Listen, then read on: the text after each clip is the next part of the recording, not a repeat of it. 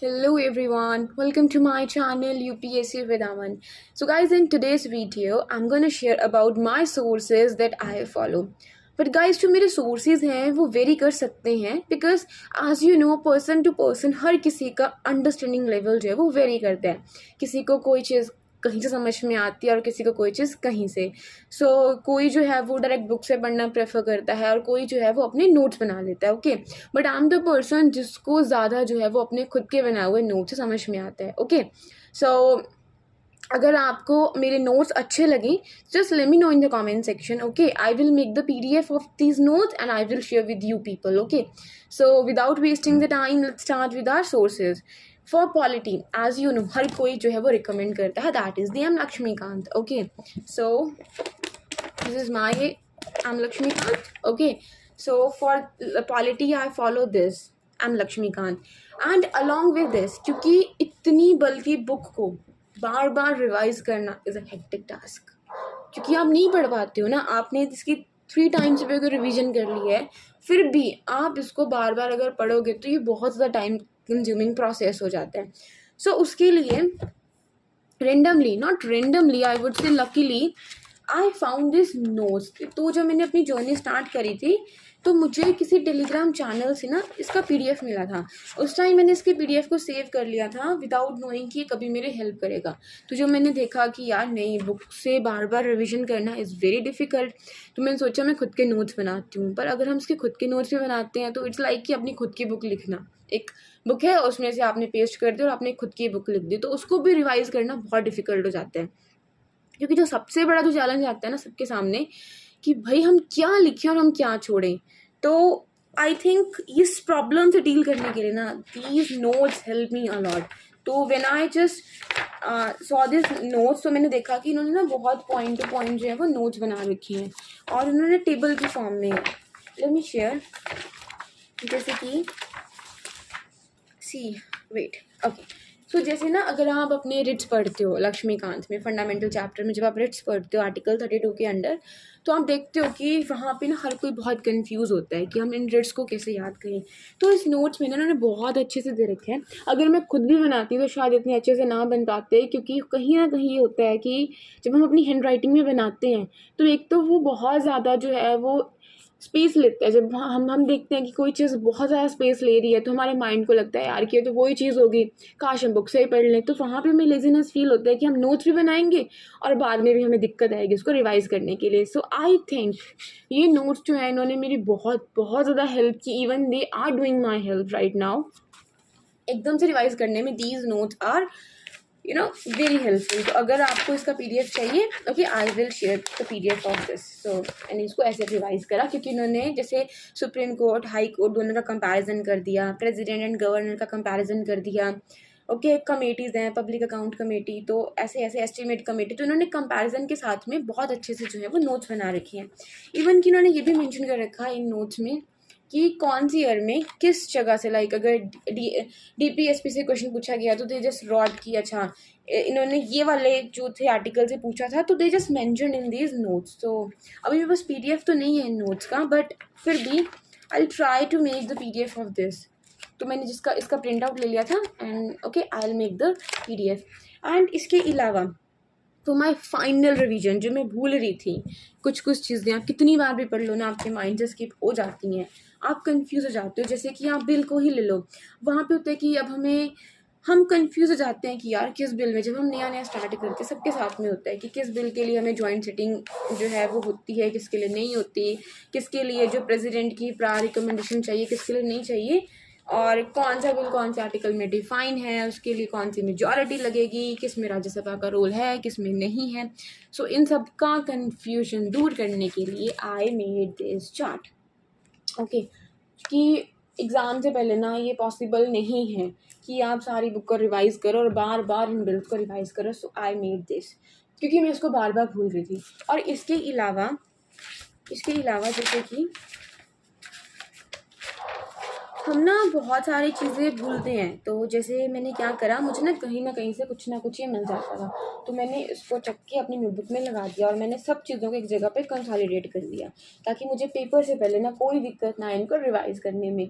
और ये मटीरियल मैंने एक जगह से नहीं, मैंने बहुत जगह से इसको लिया, और कुछ पॉइंट्स जो मैं जर्नली भूल रही थी, I just mentioned here in my notebook.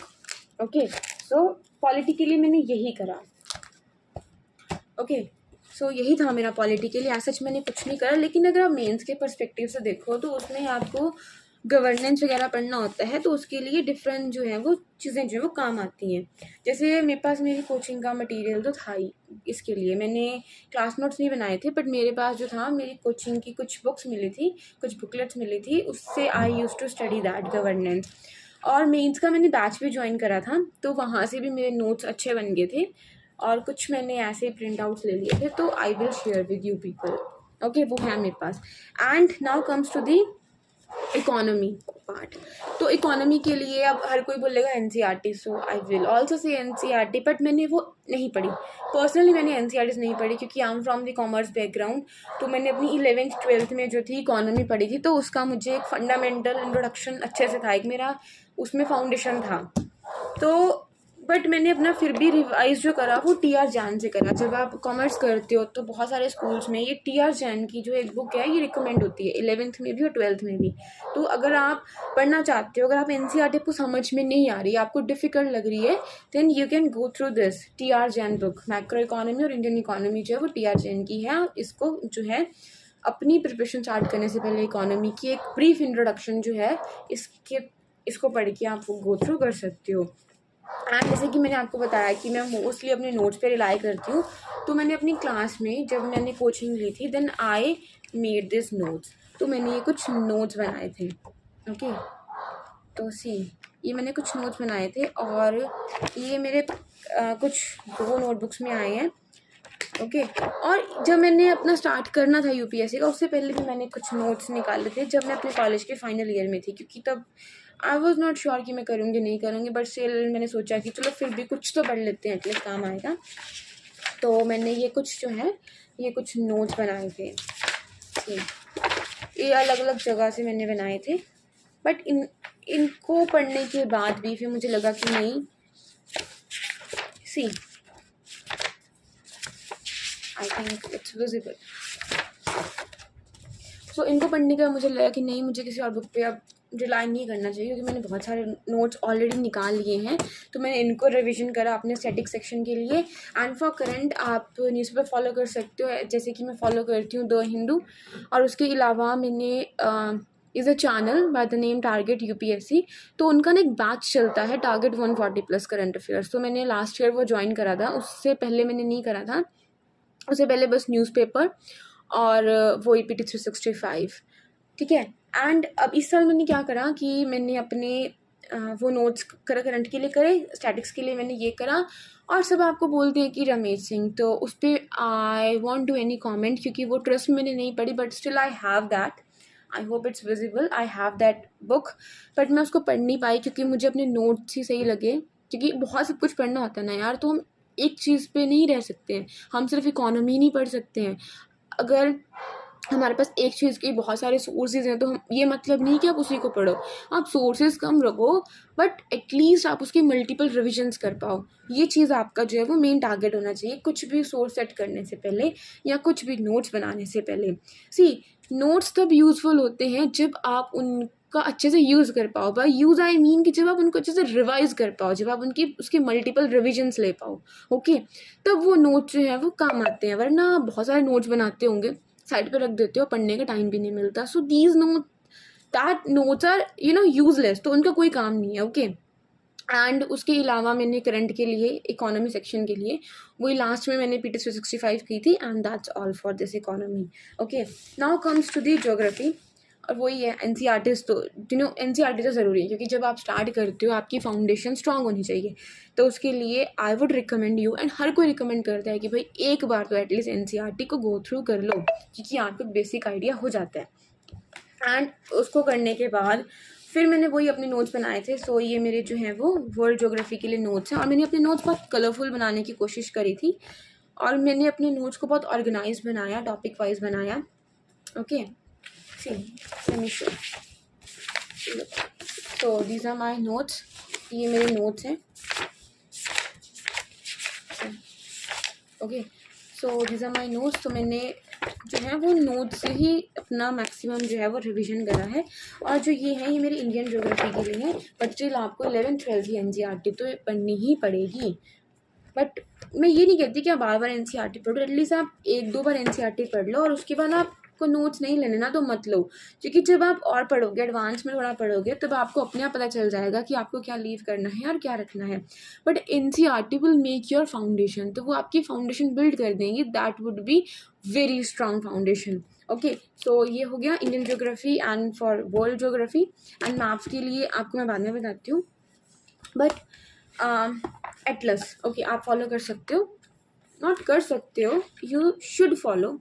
Okay, आपको करनी चाहिए. See this is Oxford. मैंने अमेजोन से ऑर्डर की थी. So it's a good Atlas. और इसके अलावा मुझे कोचिंग से मिली थी तो मैंने कुछ ये भी पढ़ी है. ये भी बहुत ज़्यादा कलरफुल है.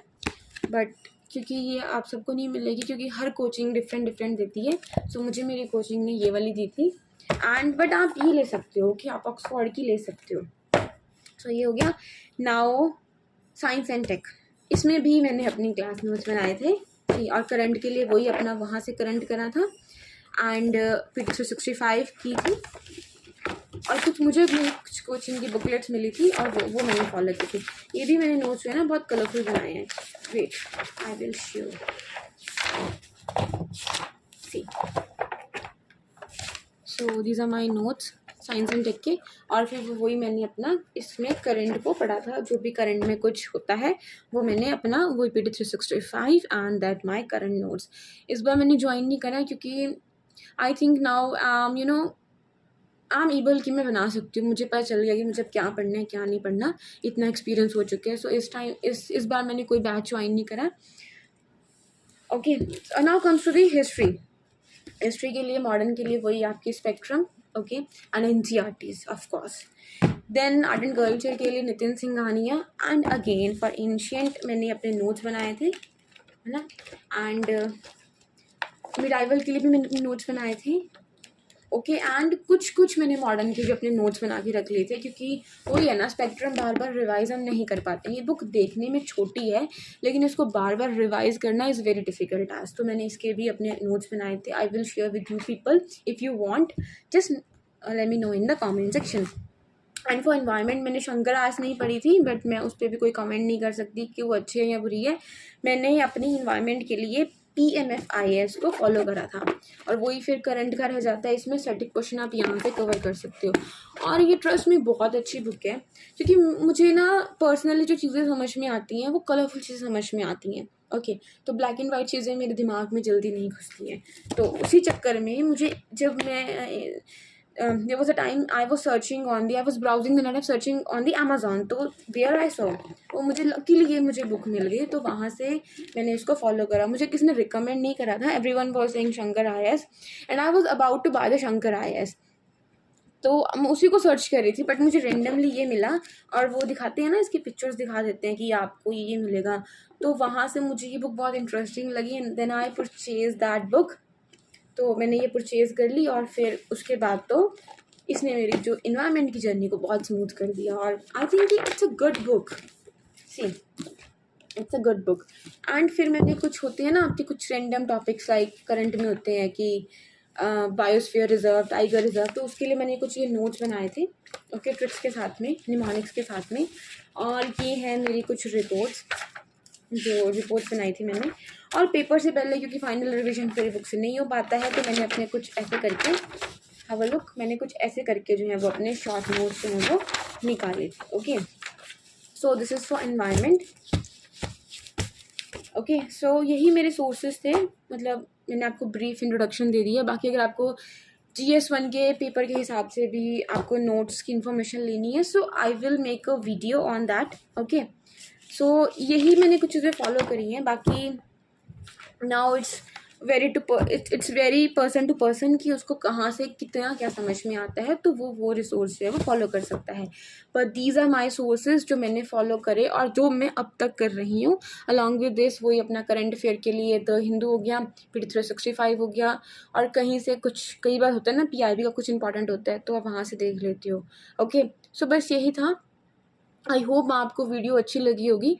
अगर आप चाहते हो कि मैं, और यस, मेरा ऑप्शनल जो है वो साइकोलॉजी है, तो इफ़ एनीबडी इज़ हियर जिसका ऑप्शनल साइकोलॉजी हो और उसको रिसोर्सेज ना समझ में आ रहे हो कि कहाँ से क्या करना है, जस्ट लेट मी नो, मैं आपको बता दूंगी उसका भी। और GS के पेपर वाइज लाइक एथिक्स का, GS2, GS3, GS1, ऐसे ऑल दीज चीज़ों के लिए ना आई will make a separate video, क्योंकि ऑलरेडी ये वीडियो जो है वो 15 मिनट्स को क्रॉस कर चुकी है। सो ये बहुत बोरिंग हो जाएगी आपके लिए। So that's why I just want to make it short, okay, and to the point. I hope you may like this video. अगर आपको कुछ और इन्फॉर्मेशन चाहिए रिगार्डिंग सोर्सेज, या फिर कि मैंने नोट्स कैसे बनाए क्लास में से मैंने कैसे नोट्स लिए, क्योंकि हर किसी का अपना एक यूनिक वे होता है नोट्स बनाने का, एंड मैं कैसे अपने करंट को जो है वो ऐड ऑन करती हूँ अपने स्टैटिक्स के साथ में, I will tell you. Okay, so thank you so very much for listening me and watching me.